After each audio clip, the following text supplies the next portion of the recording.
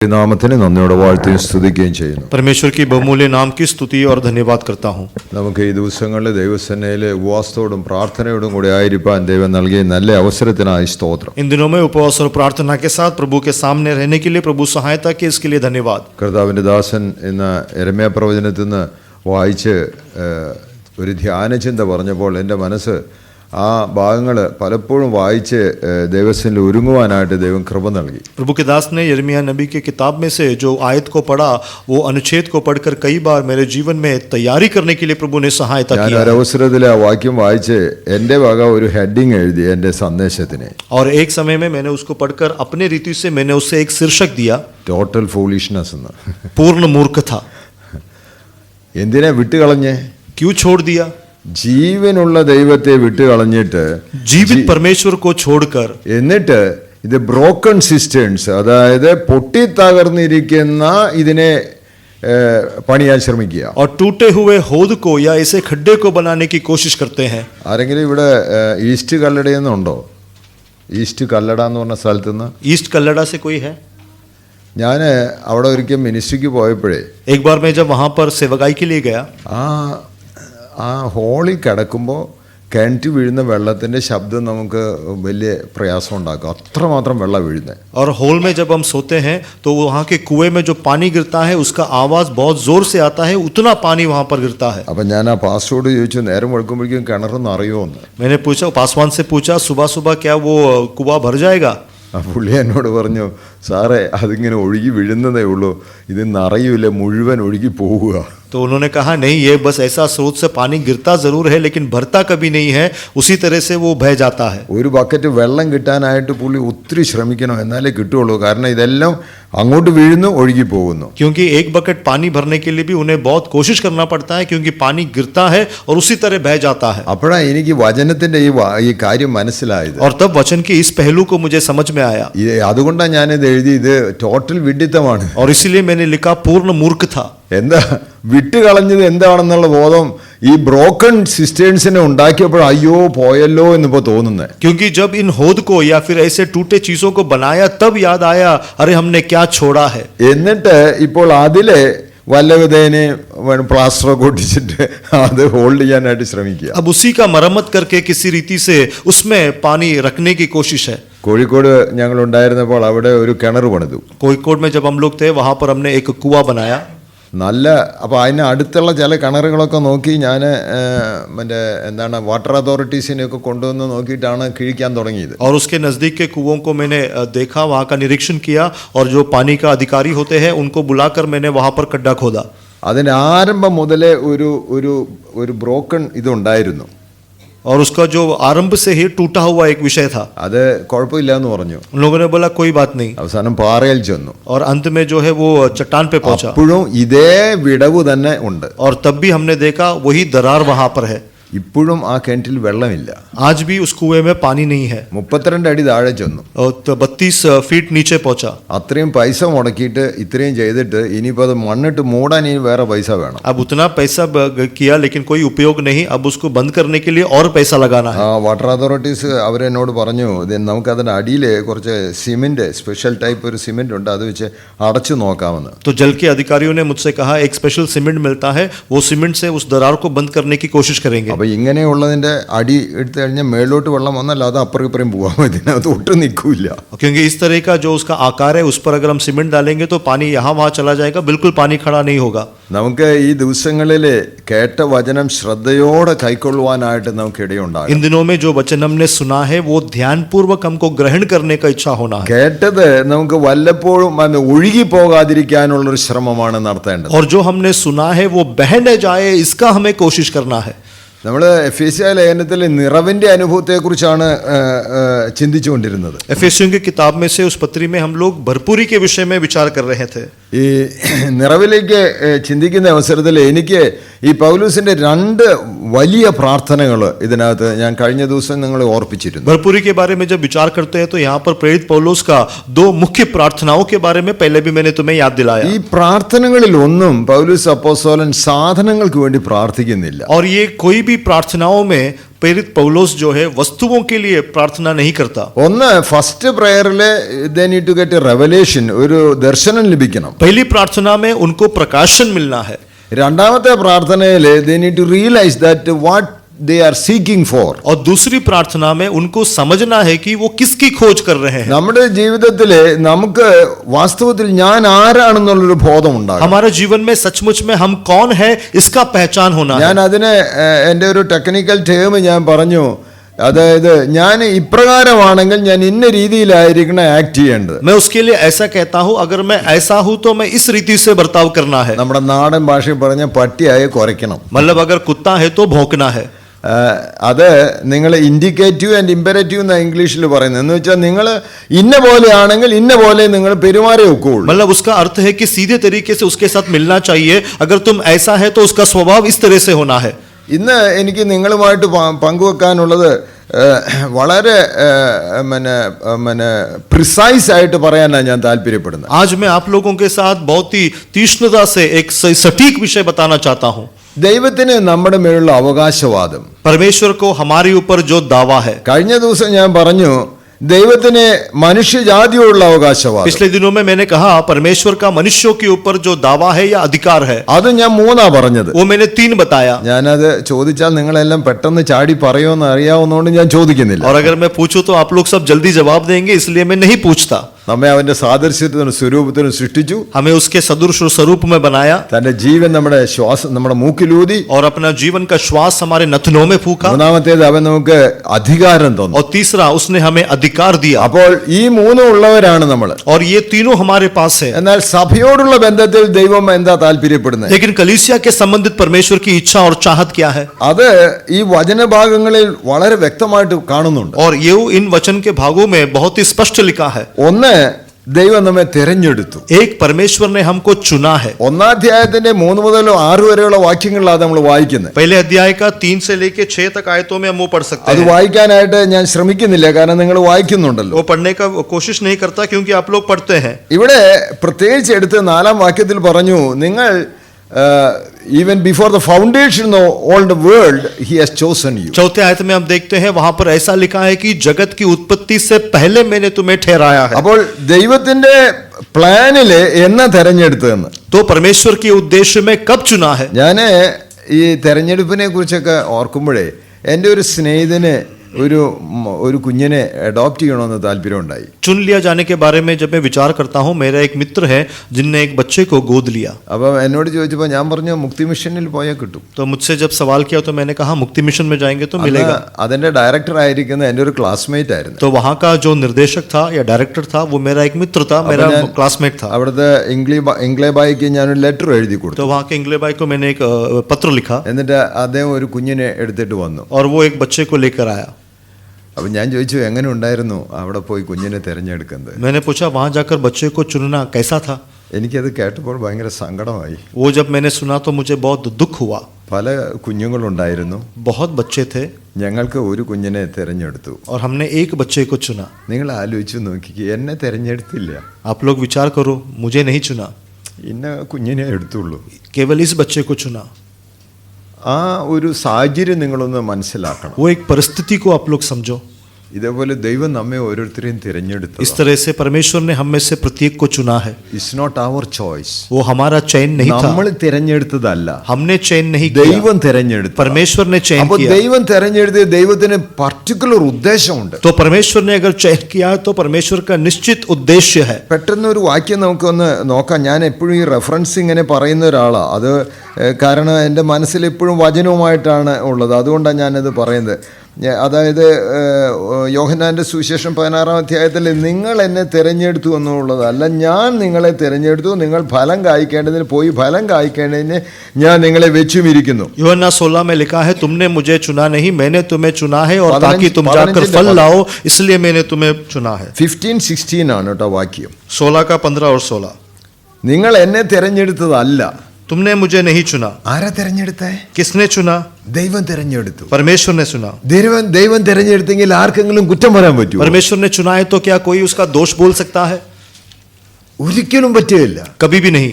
കാരണം ദൈവമാണ് തിരഞ്ഞെടുത്തത്. क्योंकि परमेश्वर ने चुना है. സർവ്വത്തിന്റെയും ഉടയവനായവൻ തിരഞ്ഞെടുത്തു. सबका जो मालिक है उसने चुना है. നിങ്ങൾ ഇതിനെ കോംപ്ലിമെന്റ് ചെയ്യാനായിട്ട് 1 കൊരിന്ത്യർക്ക് എഴുതിയ ലേഖനം അതിന്റെ 1-ാം അധ്യായത്തിൽ വായിച്ചാല് सामर्थ्यमुള്ളതിനെ അല്ല തിരഞ്ഞെടുത്തത്. पहले कोरिन्थी में अगर इसके साथ जुड़ा हुआ वाक्य को हम देखेंगे, जो सामर्थ्य है उनको नहीं चुना, ശ്രേഷ്ഠമായതിനെ അല്ല തിരഞ്ഞെടുത്തത്, या फिर जो उन्नति पाता है उसको नहीं വലിയ चुना, വിദ്യാഭ്യാസമുള്ളവരെ അല്ല या തിരഞ്ഞെടുത്തത്. बहुत बड़े शिक्षा रखने वाले को नहीं चुना. ദൈവത്തിന്റെ തിരഞ്ഞെടുപ്പ് എന്ന് പറഞ്ഞാൽ നികൃഷ്ടമായത്, ഏതുമില്ലാത്തത്, ഒന്നിനും കഴിവില്ലാത്തതിനെ തിരഞ്ഞെടുത്തത്. परमेश्वर का चयन को देखा जाए तो जो बुरा है, जिसमें कोई हुनर नहीं, जो बिल्कुल अच्छा नहीं, ऐसे को चुना. പ്രിയമുള്ളവരെ, ദൈവം നമ്മെ ഓരോരുത്തരും തിരഞ്ഞെടുത്തു. ഇതിൽ നമ്മൾ സന്തോഷിക്കുന്നുണ്ടോ? मसीह हम में से अब सबको चुना, इसमें क्या हम आनंदित है? എന്റെ ചോയ്സ് അല്ലായിരുന്നു, मेरा चयन नहीं था, അത് ദൈവം എന്നെ തെരഞ്ഞെടുത്തു എന്നുള്ളതാ. वो परमेश्वर ने मुझे चुना. ये है, ഞാൻ ഒരിക്കൽ പോലും ദൈവസന്നിധിയിൽ വരുവാൻ സാധ്യതയില്ലാത്തവനാ. मैं कभी भी परमेश्वर की उपस्थिति में आने की संभावना भी नहीं था. ഈ സുവിശേഷ വേല എന്ന് പറഞ്ഞ എനിക്ക് ഒരു ശതമാനം പോലും ഇഷ്ടമില്ലാത്ത ആളായിരുന്നു. और सुसमाचार की सेवकाई मुझे 1% भी पसंद नहीं था. എന്നാൽ എന്നെ ദൈവം തെരഞ്ഞെടുത്തത് ഒരു പ്രത്യേക അവസരത്തിൽ എന്നോട് ചോദിക്കുകയായിരുന്നു, ഇതിനെ നീ എങ്ങനെ റെസ്പോണ്ട് ചെയ്യും? लेकिन मुझे परमेश्वर ने जो चुना, एक विशेष परिस्थिति में प्रभु ने पूछा, इसके लिए तू कैसे प्रतिक्रिया देगा? ഞാൻ അതിൽ സമർപ്പിച്ചു കൊടുത്തു. और मैंने समर्पण किया. പ്രിയമുള്ളവരെ, ദൈവം നമ്മെ തെരഞ്ഞെടുത്തുള്ള ബോധ്യം നമ്മുടെ ജീവിതത്തിലുണ്ട്. प्रिय लोगों, परमेश्वर ने हमको चुना है, क्या इसका समझ और पहचान हम में है? അങ്ങനെ ദൈവം എന്നെ തെരഞ്ഞെടുത്തെന്ന് വരികിൽ ഞാൻ അതിനായിട്ട് അവൈലബിൾ ആണോ? और इस तरह से अगर प्रभु ने मेरा चयन किया है, तो क्या मैं उसके लिए उपलब्ध हूं? തെരഞ്ഞെടുത്തത് ഒരു ലക്ഷ്യത്തോടു കൂടെയാ. जो चयन किया है वो एक उद्देश्य से है. അതാ ഞാൻ യോഹന്നാന്റെ സുവിശേഷം 15:16 വായിച്ചത്, നിങ്ങൾ പോയി ഫലം കായ്ക്കേണ്ടതിന്. യോഹന്നാൻ का सुसमाचार 15:16 में यही पढ़ा, तुम जाकर फल लाने के ഈ लिए. ഫലം എന്ന് പറഞ്ഞാൽ എന്താ? ये फल क्या है? നമ്മുടെ നാട്ടിൽ വരുന്നവരാണല്ലോ, എല്ലാവർക്കും തെങ്ങ് വീട്ടിലുണ്ടാകാതിരിക്കില്ല. हम सब गांव में जाने वाले लोग हैं और सबके पास जो है नारियल का पेड़ होगा. ഏറ്റവും മിനിമം ഒരു മാസം നമുക്ക് ഒരു 50 തേങ്ങയെങ്കിലും കിട്ടും. कम से कम एक महीने में 50 नारियल तो हमें उसमें से उपज मिलेगा. നമ്മളിത് പൊളിച്ച് വീണ്ടും അരച്ച് കറി ചേർക്കാതെ അത് മൂത്ത് പഴുത്ത് അതുപോലെ തന്നെ സൂക്ഷിക്കുക, അടുത്ത തെങ്ങ അത്. और अगर हम उसको बिल्कुल वैसे ही अगर इस्तेमाल नहीं किया और उसी तरह से अगर वो सूख जाकर एक दूसरा एक पेड़ बन जाएगा. കാരണം ഈ തേങ്ങ എന്ന് പറഞ്ഞത് അതൊരു വിത്താണ്, അതൊരു ജീവനുള്ളതാണ്. क्योंकि ये नारियल जो है वो अपने आप में एक बीज है और उसमें एक जीवन है. So fruit means it is life. तो फल का मतलब जीवन, ജീവനാണ് ഇതിനകത്ത് ഉൾക്കൊണ്ടിരിക്കുന്നത്. और इसके अंदर जीवन है. അപ്പോൾ അങ്ങനെയെന്ന് വരികിലേ നാം ഫലം കായ്ക്കണമെന്ന് പറഞ്ഞതിന്റെ അർത്ഥം, अगर ऐसा है तो हम फल लाने का मतलब നമ്മുടെ ജീവനായിരിക്കണം ഫലമായിട്ട് മറ്റുള്ളവരിലോട്ട് പ്രകടമാകേണ്ടത്. हमारा जीवन दूसरों में फल होकर प्रतिफल होना है. അതുകൊണ്ട് ഇവിടെ ഈ പ്രാർത്ഥനയിലെ പൗലോസ് അപ്പോസ്തലൻ പറഞ്ഞു, നിങ്ങളെ തെരഞ്ഞെടുത്തു. 3 പ്രധാന വാക്കുകളാണ് എനിക്ക് ഇതിനകത്ത് നിങ്ങളോട് പറയാനുള്ളത്. और इसीलिए प्रेरित पौलुस ने जब प्रार्थना किया, वहां पर लिखा है तुम्हें चयन किया. इसमें से 3 विषय में तुम्हें बताना चाहता ഒന്ന് हूं. തെരഞ്ഞെടുത്തു, एक चयन किया, चुन लिया. രണ്ടാമത്തേത് ദത്തെടുത്തു, दूसरा लेपालक पुत्र बनाया. 3 മുൻനിയമിച്ചു. और तीसरा पहले से ठहराया. ഇതൊരു ഭയങ്കര ചിന്തയാണ്. ये बहुत बड़ा विचार करने का विषय. തെരഞ്ഞെടുത്തു, चयन किया, വെറുതെ തെരഞ്ഞെടുത്തല്ല, ദത്തെടുത്തു, यूं ही नहीं चुना, लेपालक पुत्र बनाया. മാത്രമല്ല इतना ही नहीं, മുൻനിയമനവും ലഭിച്ചു. पहले से ठहराया या नियुक्त किया गया. ഇനി നോക്കി നിൽക്കണോ? अब क्या देखकर खड़ा होना है? ഇനി നോക്കി നിൽക്കണോ? अब देखकर खड़ा होना है. തെരഞ്ഞെടുത്തു, चुन लिया. ദത്തെടുത്തെന്ന് പറഞ്ഞ് കുടുംബത്തിന്റെ അംഗമാക്കി മാറ്റി. लेपालक पुत्र बनाने का मतलब परिवार का सदस्य बनाया. അവകാശങ്ങളെല്ലാം നൽകി തന്നു. सारे विरासत हमको दिया. ഇനി ചോദിച്ച് നിൽക്കേണ്ട ആവശ്യമില്ല. अब पूछकर खड़ा होना नहीं है. എന്നിട്ട് നിയമനവും തന്നു. और उसके बाद नियुक्ति भी किया. പേപ്പർ കയ്യിൽ കിട്ടിയിട്ടുണ്ട്. अभी हाथ में वो ऑर्डर मिला है. ഇനി എന്നാ വേണ്ടി? अब क्या चाहिए?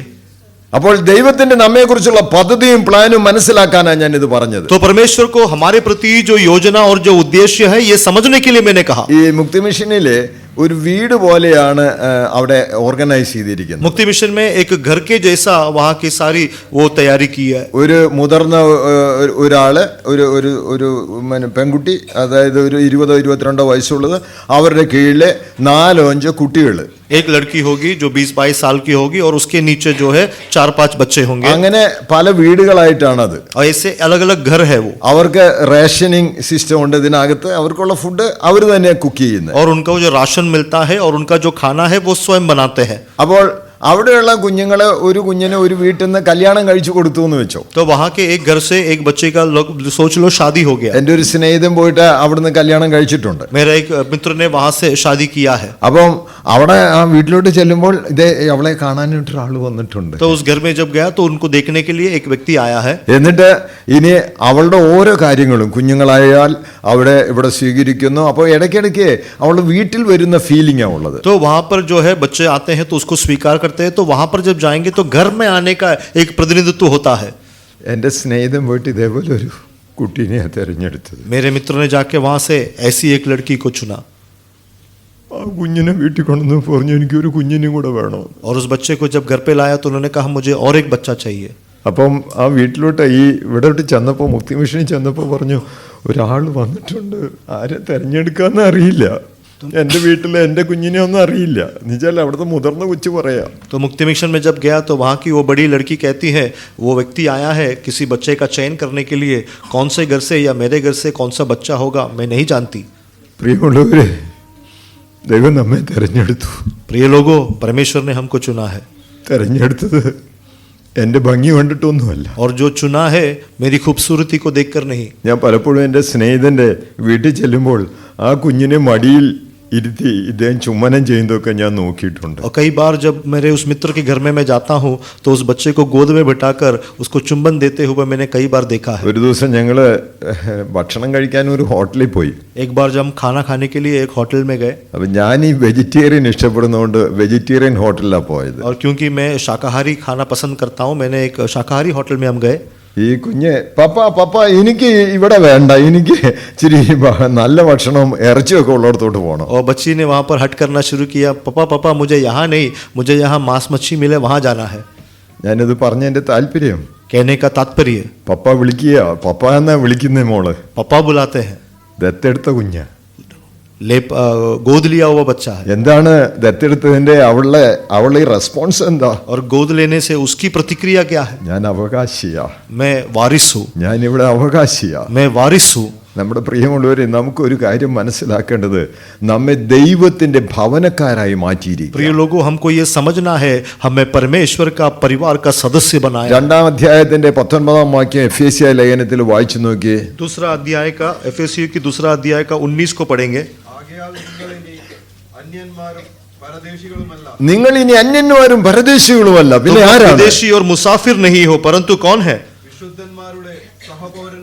വിശുദ്ധന്മാരുടെ സഹപൗരന്മാരും ദൈവത്തിന്റെ ഭവനക്കാരുമാണ്. परंतु पवित्र लोगों के संगी स्वदेशी और परमेश्वर के घराने के हो. അപ്പൊ ആരായിട്ടാ മാറിയത്? अब हम हमारी तब्दीली कैसा हुआ है? ദത്തെടുത്തപ്പോൾ എന്താ സംഭവിച്ചത്? जब गोद लिया तो क्या हुआ? ഇനി ദൈവത്തിന്റെ ഭവനക്കാരായി മാറി. अब हम परमेश्वर के घर के बने हैं. ഇനി പേരെന്തുവാ? अब नाम क्या है? ചൈൽഡ് ഓഫ് ഗോഡ്, परमेश्वर का संतान. അതുകൊണ്ട് 5-ാം അധ്യായത്തിന് 1-ാം വാക്യത്തിൽ എന്താ പറഞ്ഞത്? പ്രിയ മക്കൾ എന്ന പോലെ. इसलिए 5:1 में क्या बताया है? प्रिय बालकों की नाई.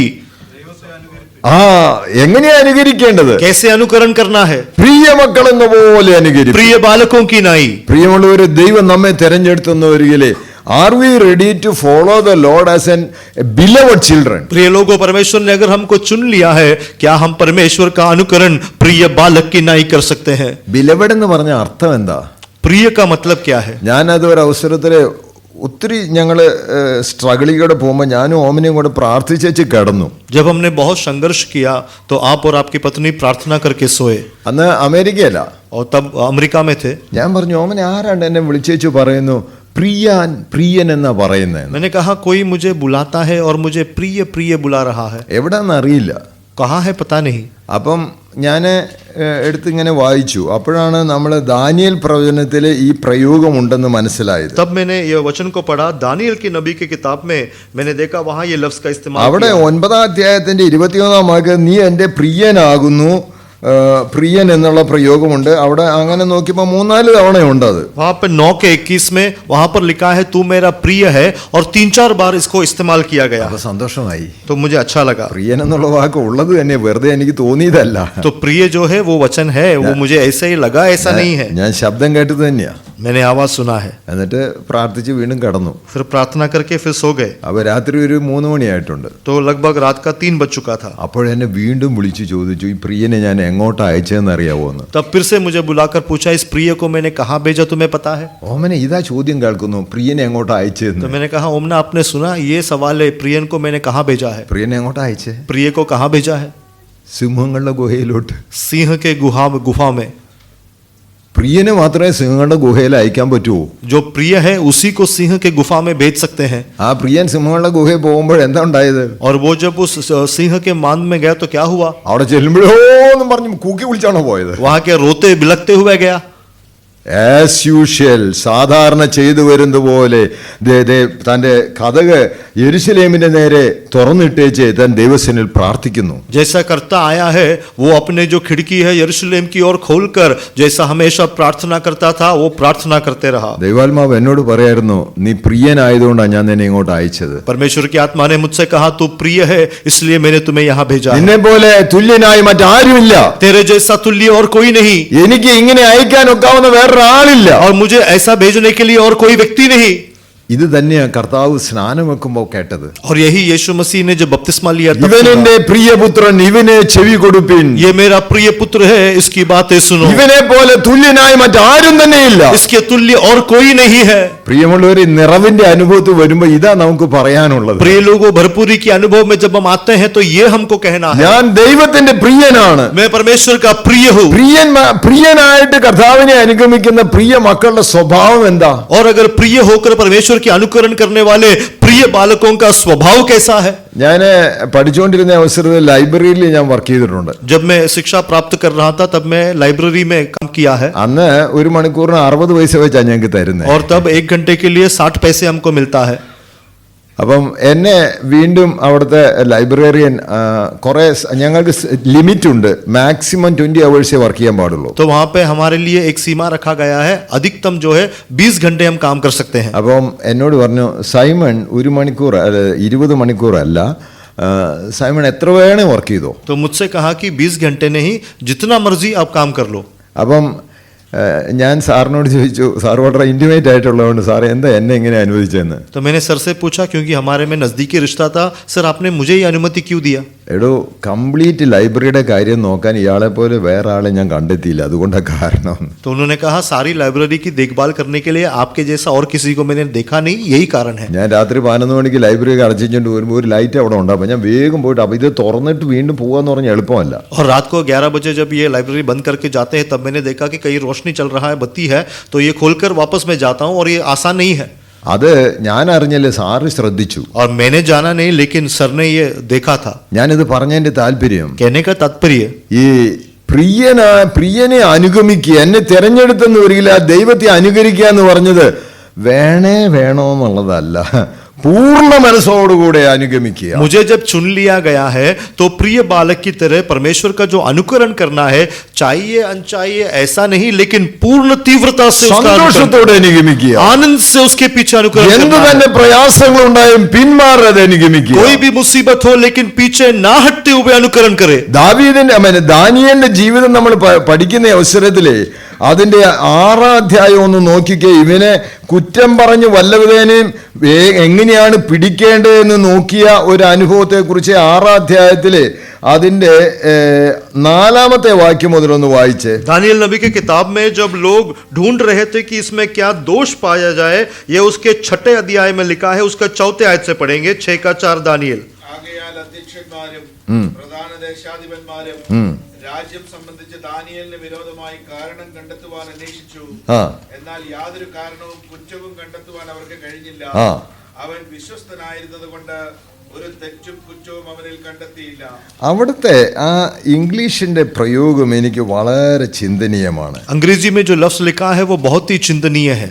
അവിടെ ഒന്ന് ഒരാൾ വായിക്കാമോ, ഇംഗ്ലീഷിൽ വായിക്കാമോ? So the governors and satraps sought to find some charge against Daniel concerning the kingdom, but they could find no charge or fault, because he was faithful, nor was there any error or fault found in him. ഇംഗ്ലീഷിൽ എൻ്റെ വേർഷനകത്തത് New American Standard, no negligence or corruption was to be found in him. वो जो अंग्रेजी में जो पास साहब ने पढ़ा उसमें लिखा है कोई लापरवाही या कोई भ्रष्टाचार उसमें नहीं देखा गया। ഈ നെഗ്ലിജിയൻസ് എന്ന് പറഞ്ഞാൽ എന്താ? लापरवाही का मतलब क्या है? നെഗ്ലിജിയൻസ് लापरवाही നിങ്ങൾക്കറിയാവോ നെഗ്ലിജിയൻസ് എന്താന്ന്? लापरवाही क्या है आपको നമ്മുടെ पता है? നാട്ടിലെ എപ്പോഴും സമരമുണ്ടല്ലോ, പല ടൈപ്പ് സമരമുണ്ട്. हमारे गांव में आप जानते हैं हमेशा स्ट्राइक होता है അതിൽ ഒന്നാണ് മെല്ലപ്പോക്ക് സമരം. और उसमें से एक है आराम से करने वाली स्ट्राइक। ഞാൻ കേരള യൂണിവേഴ്സിറ്റിയിലെ ഞങ്ങളുടെ അവിടെ പഠിക്കുന്ന ഒരു പയ്യന്റെ സർട്ടിഫിക്കറ്റിന് വേണ്ടി പോയി.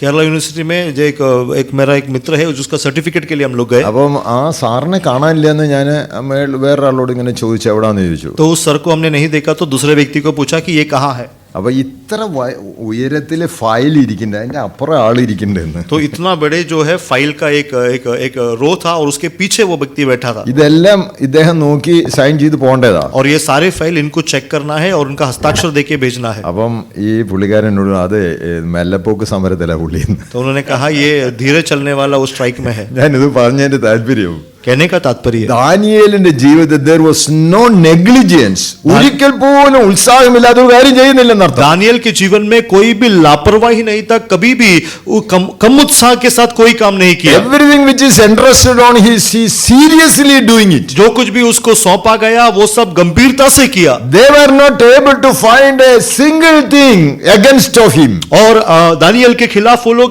एक भी दोष नहीं पाए। എന്നിട്ടാണ് അവന്റെ റിലീജിയൻ, അവന്റെ മതം സംബന്ധിച്ച് ദൈവത്തെ സംബന്ധിച്ച് പറ്റുള്ളൂ എന്ന് പറഞ്ഞ് അവനെ ഇത് ഓർഡിനൻസ് ഉണ്ടാക്കുന്നത്. और उसके बाद वो केवल उसके परमेश्वर या धर्म के खिलाफ ही अगर उसको कुछ ढूंढ सकते हैं ऐसा उन लोगों ने वहां पर अधिकार निकाला। പ്രിയമുള്ളവരെ, നിറവിന്റെ അനുഭവം ഉണ്ടെന്ന് ഒരിക്കലുണ്ടല്ലോ. There is no negligence. प्रिय लोगों, अगर भरपूरी का अनुभव है तो कोई लापरवाही नहीं। I really appreciate all the kids as well as all of you.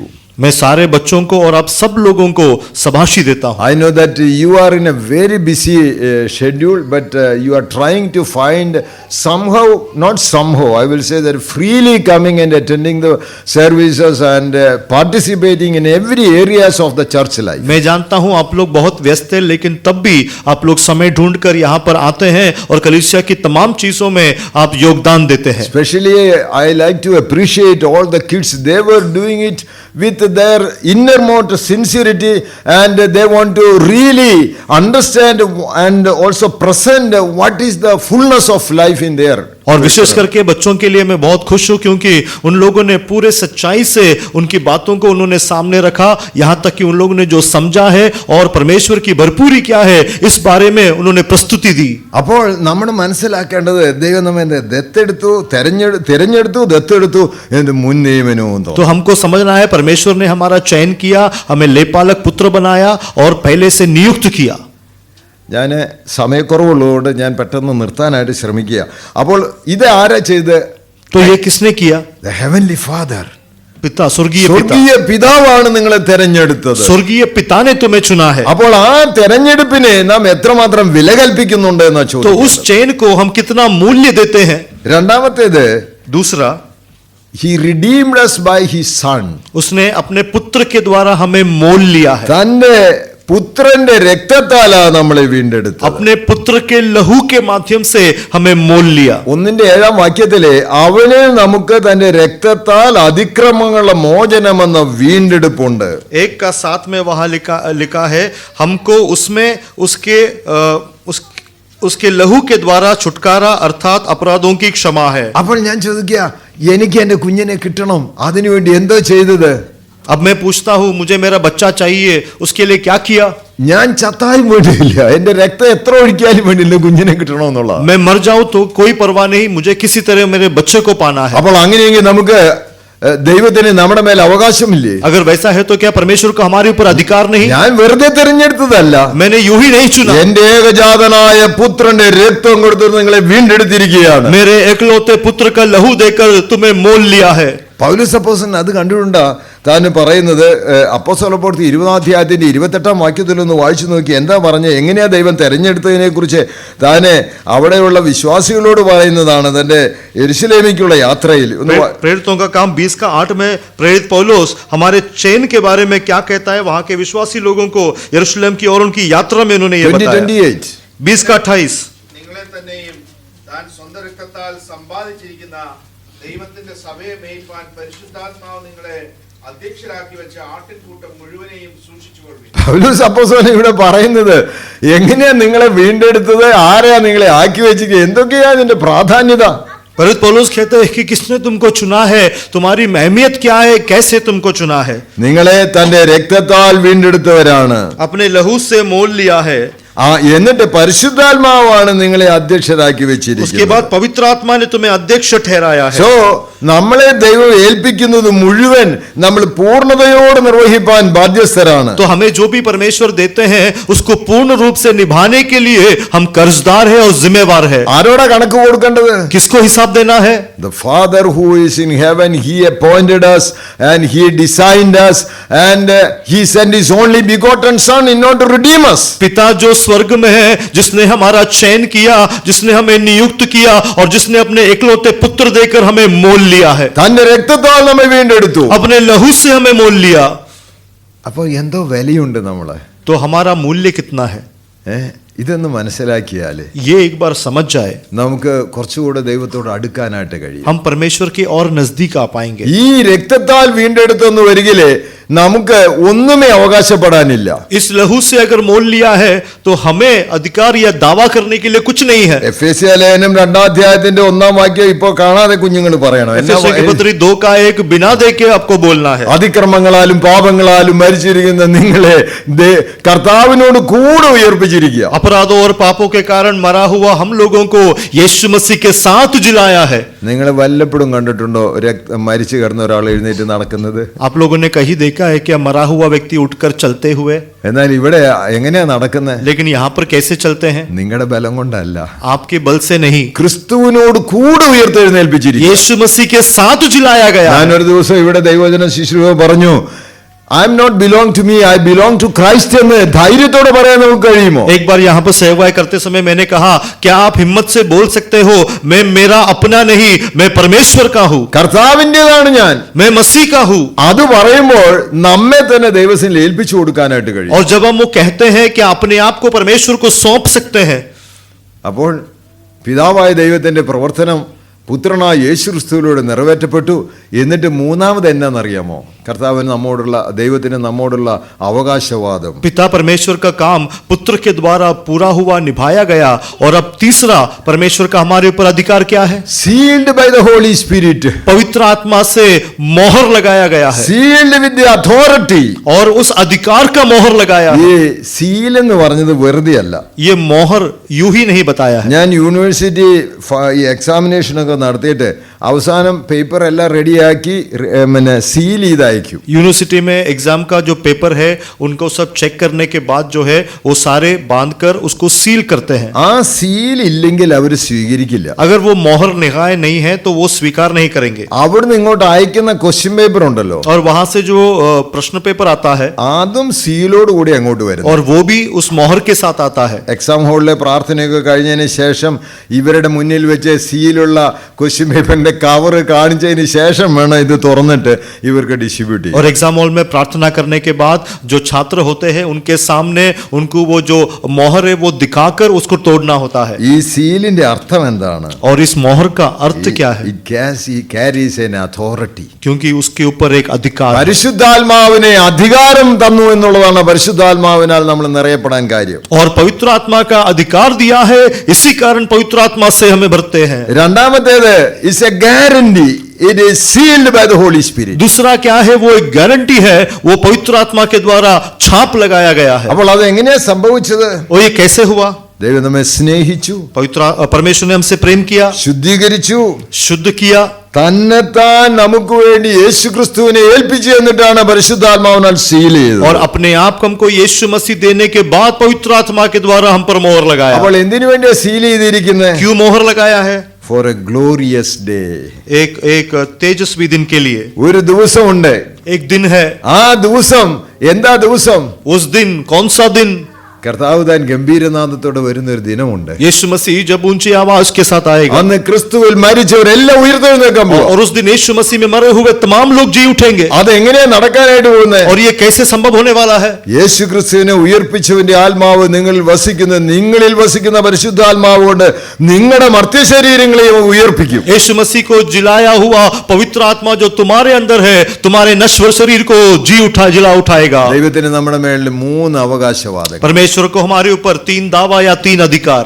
പിതാവ് തെരഞ്ഞെടുത്തു. पिता ने चुना തെരഞ്ഞെടുത്തത് ദത്തെടുത്തിരിക്കുക. और जो चुना उसके बाद हमें गोद लिया या लेपालक पुत्र बनाया. മുൻനിയമനം തന്നിരിക്കുക. पहले से ठहराया नियुक्त किया. തന്റെ ഏകജാതനായ പുത്രന്റെ രക്തത്താലാണ് നമ്മൾ വീണ്ടെടുത്തത്. अपने एकलौते पुत्र के लहू से हमको मोल लिया है. മൂന്നാമത്തേത് പരിശുദ്ധാത്മാവിനെ നൽകിയിട്ട് ഗ്യാരണ്ടി തന്നിരിക്കുക. Definitely one day I will come and receive you. और तीसरा पवित्र आत्मा को देखकर हम पर मोहर लगाया है और ये पुष्टि किया है कि एक दिन मैं आकर तुम्हें अपने पास ले जाऊंगा. പ്രിയമുള്ളവരെ, ഈ ദിവസങ്ങളിൽ ഉപവാസ പ്രാർത്ഥന കഴിഞ്ഞു, ആ പ്രശ്നം കഴിഞ്ഞെന്ന് വിചാരിച്ച് ആരും നിൽക്കരുത്. इन दिनों में उपवास प्रार्थना के बाद वो समस्या खत्म होगा ऐसा कोई नहीं रुकना.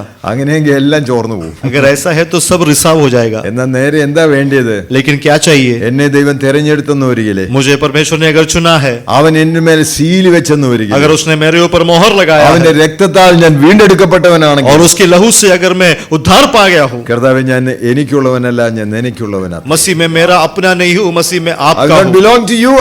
I not belong to myself. I belong to you, Lord. मैं मेरा अपना नहीं हूँ, परमेश्वर में आपका हूँ.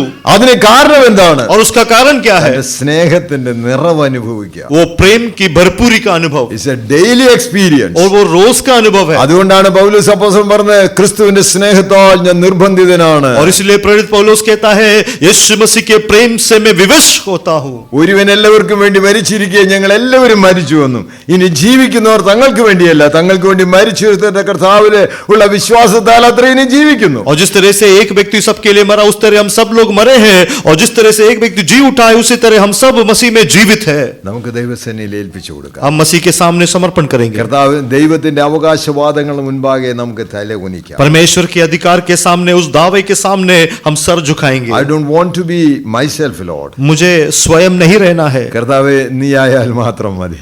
मसीह मुझे तू बनना है. ജീവന്റെ ഉറവയെ വിട്ട് പൊട്ടക്കിണർ കുഴിക്കാൻ ഞാൻ പോകുന്നില്ല. जीवन की स्रोता जो मसीह है उसे छोड़कर होद बनाने के लिए मैं नहीं जाऊंगा. ഞാൻ ജീവിക്കുന്നെങ്കിൽ അങ്ങയോട് കൂടെ മാത്രം. अगर मैं जीऊंगा तो केवल आपके संग.